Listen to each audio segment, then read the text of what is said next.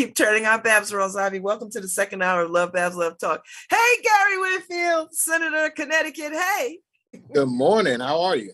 Happy first day of school. First day of school. Welcome back to New Haven. Welcome back. Oh, thank you. I had to come back at some point. So now what school were y'all at this morning? We were at the Barack Obama University Magnet School. Oh, all right. So you've been doing this how many years? 3, 4 years now? 9. Oh. 9. It's insane, actually. Oh my God. I wasn't even close. Oh my gosh. All right. So y'all know Gary has pulled together all kinds of people to go and welcome these babies back to school at a different school all over the city. Why did you start this? Tell us what's the name of it and why did you do it? It's the Because You Matter tour. Okay. And it started off like a lot of folks. It wasn't about doing the Because You Matter tour. It had no name. We just went out and showed up at a school, right? And started doing what people do, clapping and cheering. And then that was back in 2013, obviously. And then the next year, I think we did 2 that year. And then the next year, we did the first one. And what happened was there was a young man who was going to kindergarten. And his first year of school was pre-K in another school. And it was an utter disaster. And like a lot of parents, when he went home and told his mother it was bad, his mom was like, oh, don't worry about it, baby. Go back to school. It'll be okay. And it never got better. And so when he got off the bus, he was expecting to go into a new school, but to have a similar experience. But when he got off the bus and we were there, like losing our minds and yelling and screaming and telling him he was all right and, all of that stuff, he was impacted by it. So what happened was, what we saw was he went through the line, and at the end of the line, he just stood there looking at us, right? And I thought we had scared the hell out of this kid. So we sent the woman over who was with us to talk to him so that we could keep sharing the rest of the kids. And she came back and she told me that it was because when he went through the line, he realized, or he thought, that the school year would be great, right? Because if this is how I'm coming in, it's going to be great. And at that moment, I was like, you know what? This might be more than a first day or one or twice a year. This might be something we should regularly do.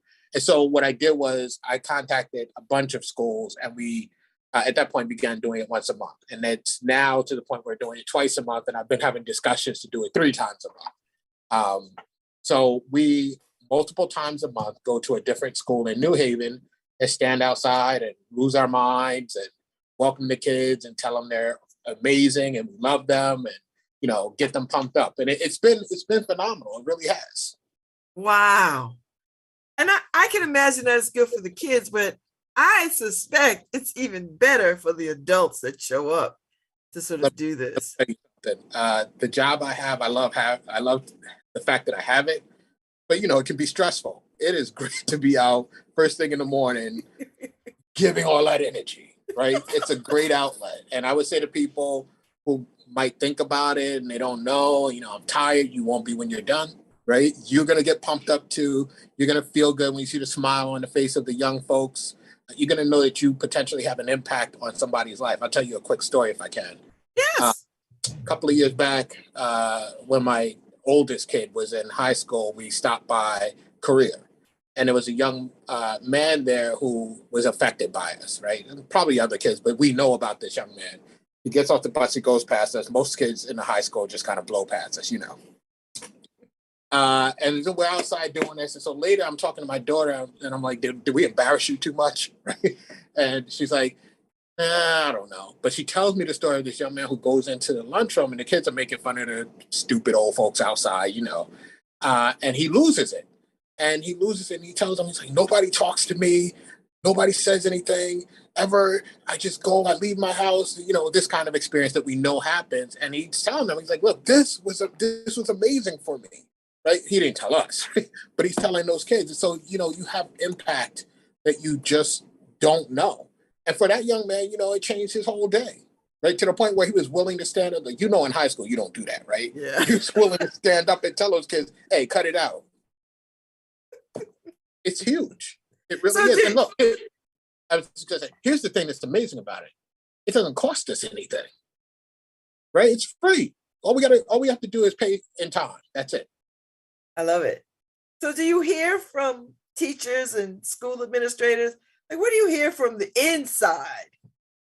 I hear, because we've been doing it long enough too, when you go back, you hear reports about what happened the last time or whatever. I hear that it really does change the atmosphere in the school, right? It really has an impact. But, you're going into school and you're like, most kids aren't going to school pumped up, right? You're going into school and these people out there and they're like full of energy and love. And like, it has to change the day. I also have had schools that I tell, can't get to every school every year. I've had schools that I tell them we're not doing a particular year, and somehow they force themselves back into the schedule. So I know that something is going right. I actually have that situation right now where I have to figure out how to put a school into the schedule. So they're telling us that it matters. And we really want to be there for all of these schools. And one of the reasons why I'm going as many places as possible talking about this, because we need more folks, right? In order to keep doing this, because that's the currency of this thing. Mm-hmm. And so does it matter that it's Black folks, or does it matter? It could be any folks. Do you love our children? If you love our children, come out and help. That's what matters to me. I mean, I know some of these groups that do it, particularly don't like the first day of the year and then don't really do the whole year. They do like it's a Black men thing or whatever the case may be. And that's cool. I get it, right? But these kids need love all year round. And if we're going to do that, I doubt that that's just going to be Black men, right? I think you can erase the Black men on the first day. But people have work schedules, they have children, they have all that other stuff. If we're going to do this, this is a community effort of people who love our children and want to see them succeed. So what is the time commitment? How long are y'all out there? Like, when does it get started? And does each school have its own time, or is there some unified time? No, it's based around the school schedule. So what I do is in the summertime, we reach out to whatever the number of schools, somewhere between, depending on 10, 15, 20, depending on how many. Oh my gosh. Well, think about it. We're doing 2 a month now, right? So we reach out to all those schools in the summer and we figure out what their schedule is. And we make sure that we are there during the time that the buses are coming in. So usually about a 30-minute commitment of time. And, we roll through the bus schedule. And, it's fun, except maybe in February when it's like 3 or 4 degrees, right? And I even have a story of being in a school. I won't mention the name, but we've been to the school a lot. Going, and there weren't any folks there with me because it was 4 degrees. I remember exactly how cold it was. The principal opens the door to the school, looks out and goes, "I can't believe you came today," and closes the door. I was like, "You're not coming out with me?" No. Not today, buddy. But that's all right. I was still out there. So you pick the schools. How many schools are you up to? Like 10, 15 schools? So it's 2 a month, there's 10 months, but sometimes we have a holiday. So it usually works out to about 16 or 17. Oh my gosh. Yeah. Oh my gosh. And if we go to 3 times a month, we'll probably be close to 23, 24. So do you have a goal do you have a goal for this? Or does it tell you what it needs? Do you know what I mean?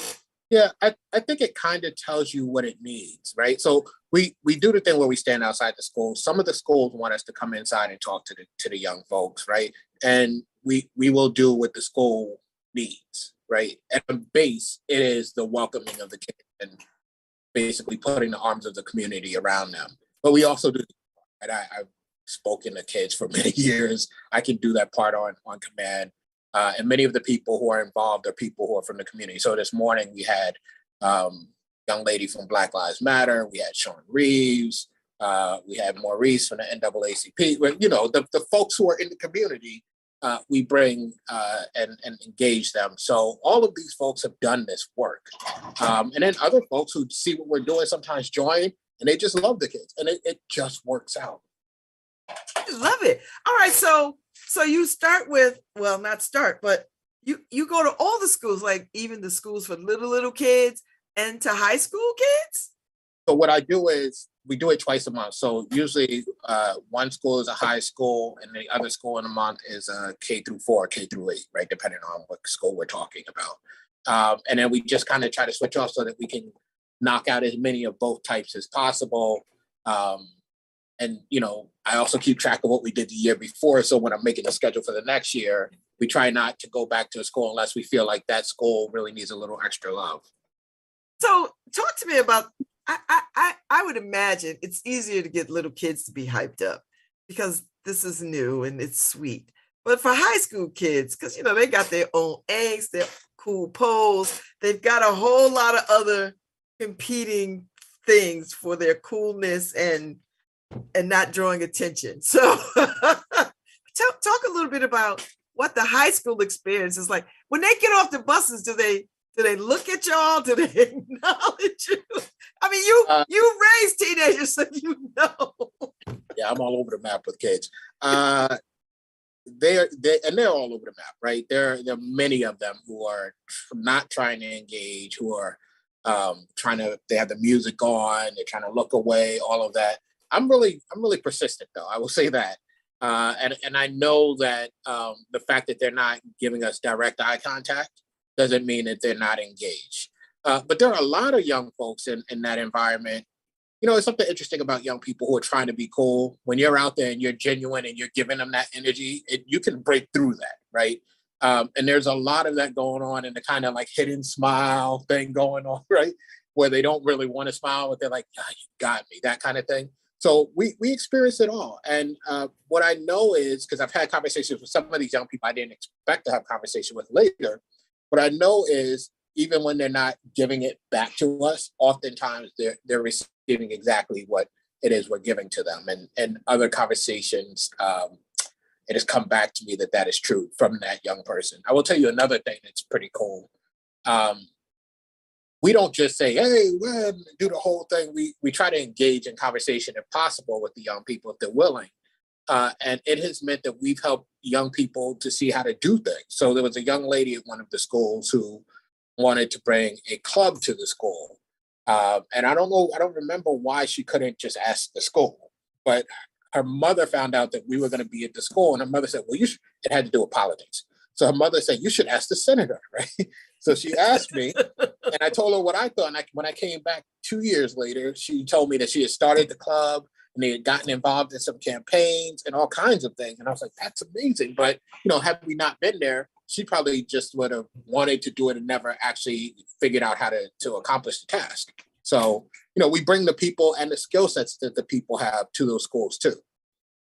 I like to ask the senator. That might be another component to this whole.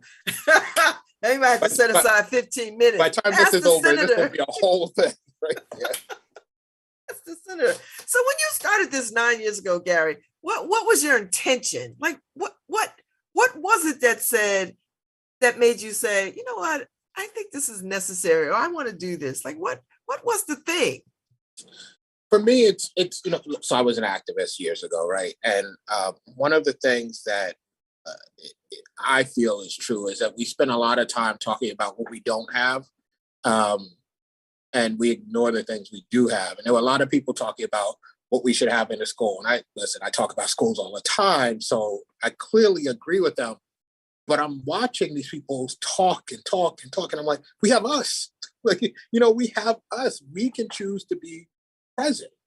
And so my goal was to demonstrate that, one, we could do it and that it could be meaningful. I didn't know that it was going to turn into what it is, but that was really the goal, to demonstrate, look, while we're waiting on the money, the program, whatever it is, there's stuff we can do.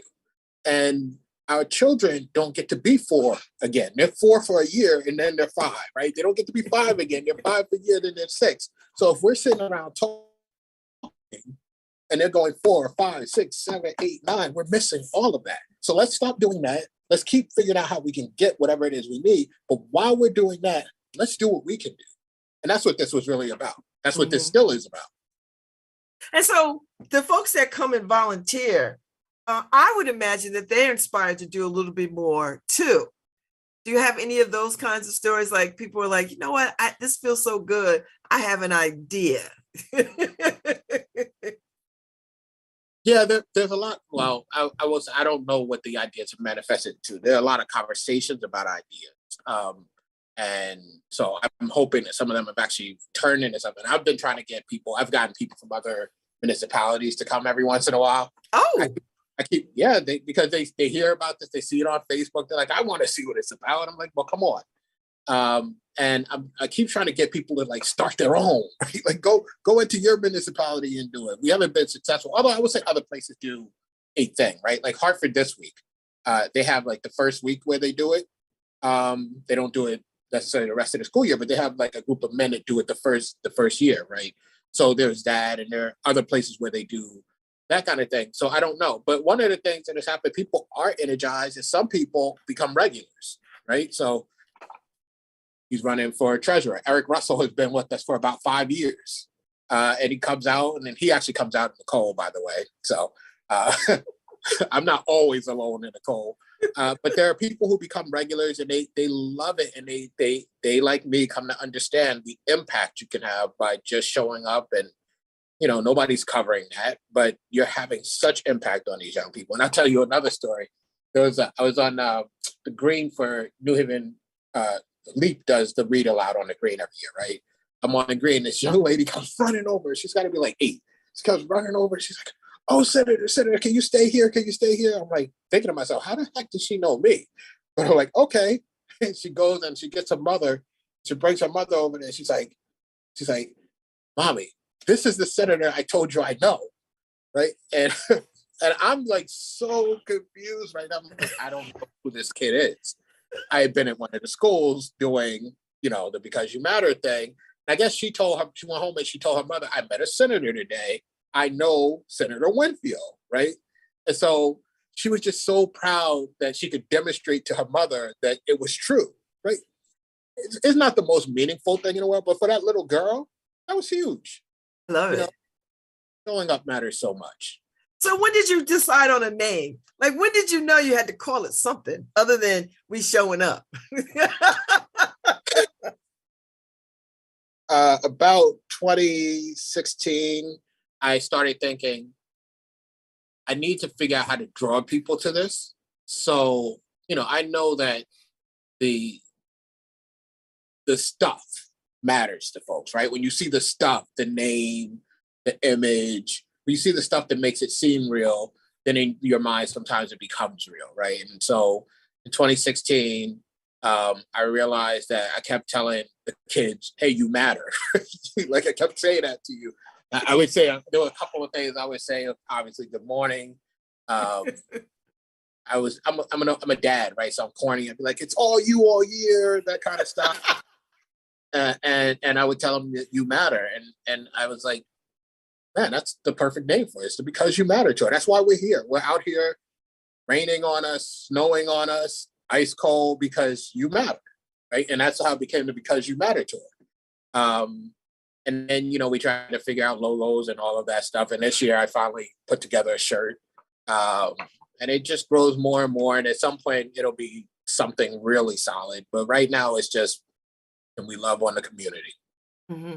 I love it. I don't think people think about what this means to a kid getting off a bus first thing in the morning, particularly if you've had some drama in your neighborhood the night before, or some drama at your house, or you're just a kid that just goes unnoticed.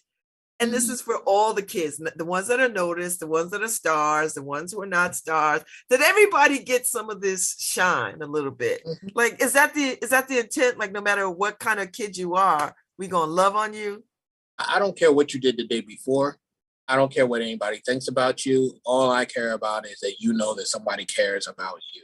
I mean, it has been, we've had experience where, you just don't know what's going on in anyone's life, and the life of a young person who's trying to deal with these stresses and traumas. We've had young people who, talk about breaking through, with the smile. We've had young people who we've done, hey, and it turned into that young person needed a hug, right?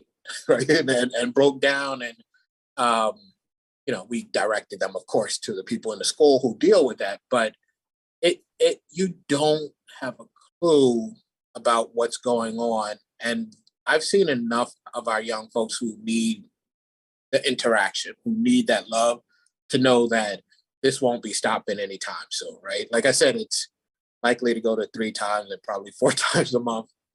I don't know where I'm gonna get all these days from, but the point is everybody, no matter what you do, whether you're a good student or a bad student, whether you come from a home where you have the things you need or a home where you don't, you should know that the community loves you. We talk about how important school is and how important interacting is. The only way to actually demonstrate that is to be there. So that's what we're trying to do.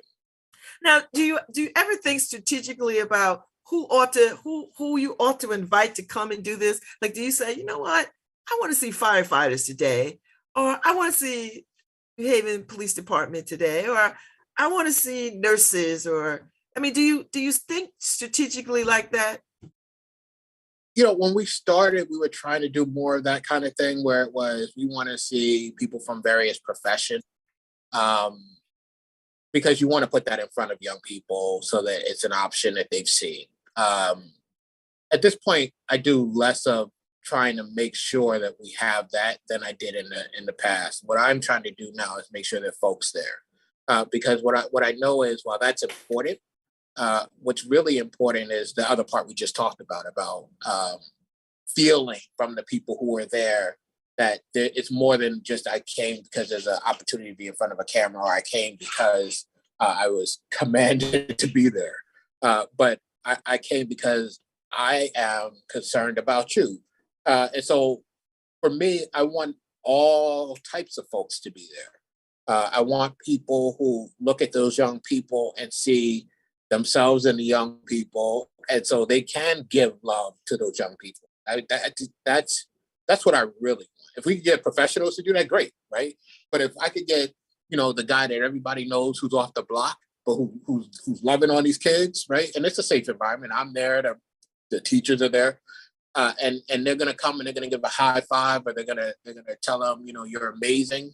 That's who I want there, right? So it's not really about what it initially was about. I think a lot of the programs where they just do the first day of school every year, that's what it tends to be about.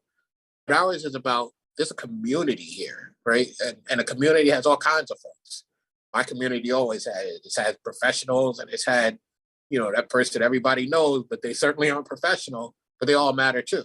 And they are going to come here and tell you, I took time out of my schedule, whatever that schedule is, to show up for you.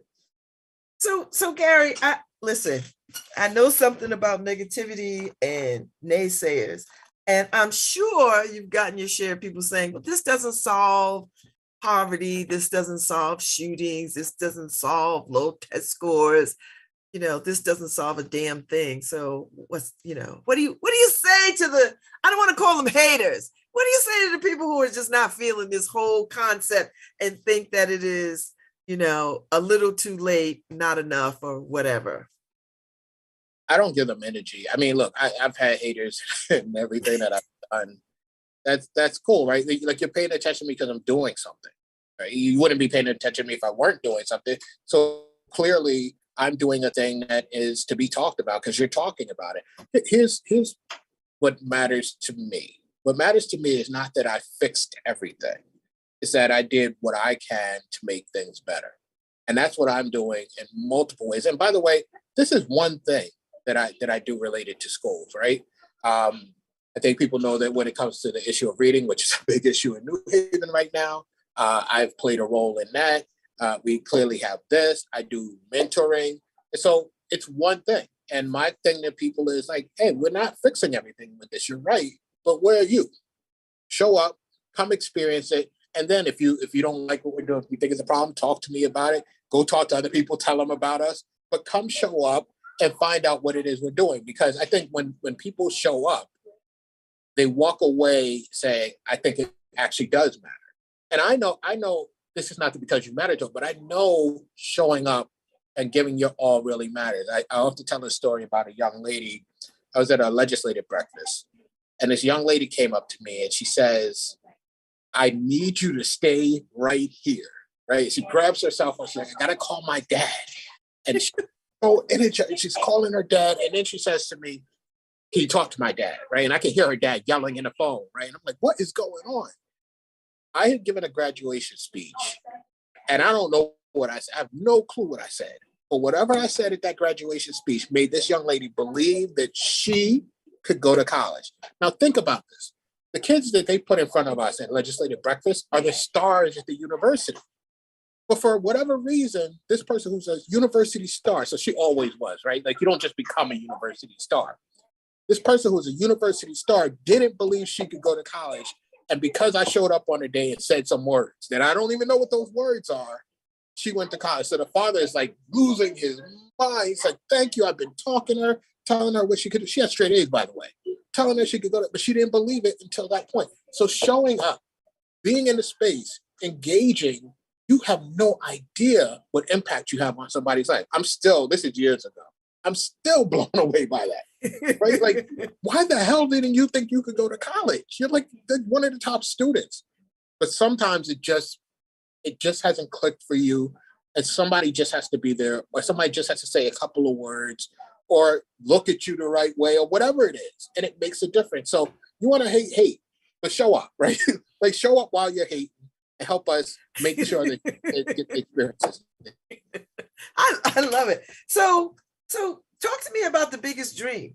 What is the biggest dream for this? What do you want? Well, if you could, if I'm the genie and I say, you know what, Gary, you could, I give you the will to do all of this. What does it become? What do you want?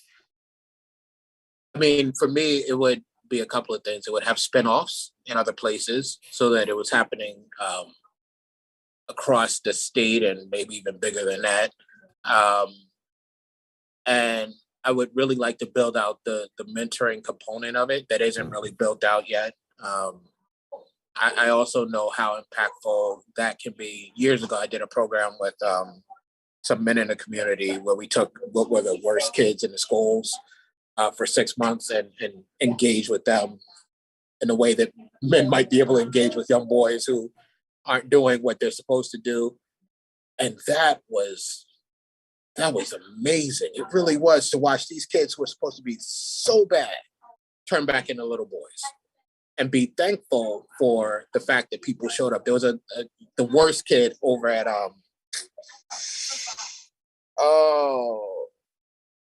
it'll come back to me. The worst kid at one of these schools, at the end, we did a little like ceremony, and he gets up and they have to give their little speech. And he gets up and he goes, I want to be grateful for, and one of the adults stands up and says, no, you want to be thankful, not grateful. And he says, no, I want to be grateful. I've never been grateful for anything in my life. Oh, man. And the adult sat his butt back down. Apparently he wants to be grateful. But just think about that. This is like supposedly the worst kid in the school who understands that he hasn't been grateful for anything, which means he understands that there have been things to be grateful for in his life, and he's missed it. And that happened because I think it was 4 of us. 4 men decided to go and ask a school, could they show up? It's what? That young man might not turn into a shooter because of that. So that's amazing to me. I think this is so organic and such an overlooked component of what community can do. Because I think, Gary, oftentimes we think the big, flashy, shiny program is the thing. But I used to run an AmeriCorps program, and I remember the things that they said every child needs is a caring adult. That's one of the tenets of the 5 things that a kid needs. And that has never been lost on me, because I think we overlook those kinds of opportunities to relate to people, kids, adults, that personal interaction that makes a difference. I appreciate a shiny program, I do, but but we can't always wait for the shiny programs. You can't. And listen, the kids who are doing the greatest, it isn't because they're brilliant necessarily. It's because somebody cares about them and gives them time and attention and energy and all of the stuff that young people need. My kids are doing well, not because they're brilliant, they're knuckleheads, right? but they're doing well because I give all my attention to them. Right? I was going to ask you, how do you have time to do all this? Because you've got 4 kids. I mean, I think your oldest daughter's a grown up, or she's close to being grown. She's back in the house though. Okay, all right. Yeah, they do come back. They do come back. They come back, child, and you just yeah. But you got a set of twin cherubs, and you got your other son. So how do you have time for all these other children? When my mother passed, 10 years ago in July, a lot changed for me. So I've been doing work, right? I've been active for 30 years. I've been doing work, but my understanding of the work changed and my level of dedication to the work changed. So my understanding of the work now connected itself to my mother and what she wanted to do in her life. And I have to tell the story of her name because she was Araminta and her mother was Harriet, and the mother was Araminta, which relates to Harriet Tubman, who was Araminta and Harriet, and how she saw the connection between the name and what she wanted to do. And I realized that, it's crazy that I never realized this, but I realized that the reason I was doing this was because of what she poured into me, right? Having been a person who wanted to do it. And I was actually living that out. And I was a person who was doing it because it was kind of the right thing to do, and is what I learned. But I was also a person dealing with my own emotional issues and being unable to do the emoting thing like a lot of us. Well, when she died, like a lot of that broke down, as those things tend to do. And I don't know, I just have so much energy, and all I really want is to spread love, right? If you read my Facebook post, you know this, right? I do. If this dude don't stop talking about love. Although I missed the Cologne game, but okay. But, I just feel like before I leave this plane that we're on, I want to do as much love spreading as possible. And so, it's easy to do with my kids. They're my kids. They're in my space. But it really isn't that difficult to do it with other people's children either, or other people. And I know that it's important because in that time when I was unable to do certain things in terms of emoting and understanding emotion and being emotionally healthy and intelligent, I was dangerous.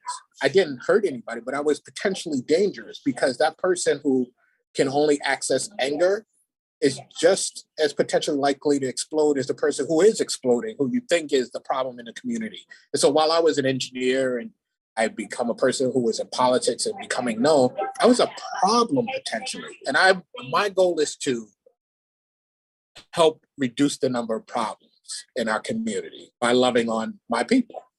So that's how I have the time. It energizes me to do it. It doesn't take away from me. I so enjoy this conversation. I so am grateful to know you and glad that you could come on this morning.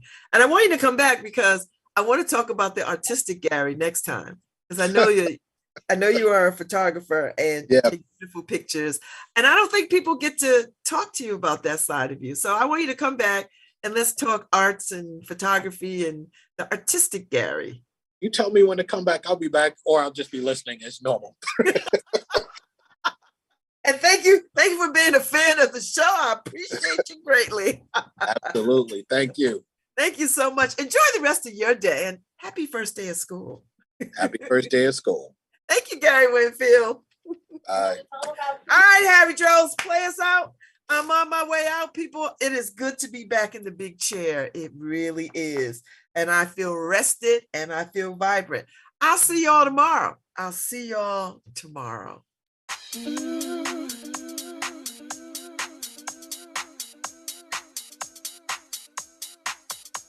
Mm-hmm.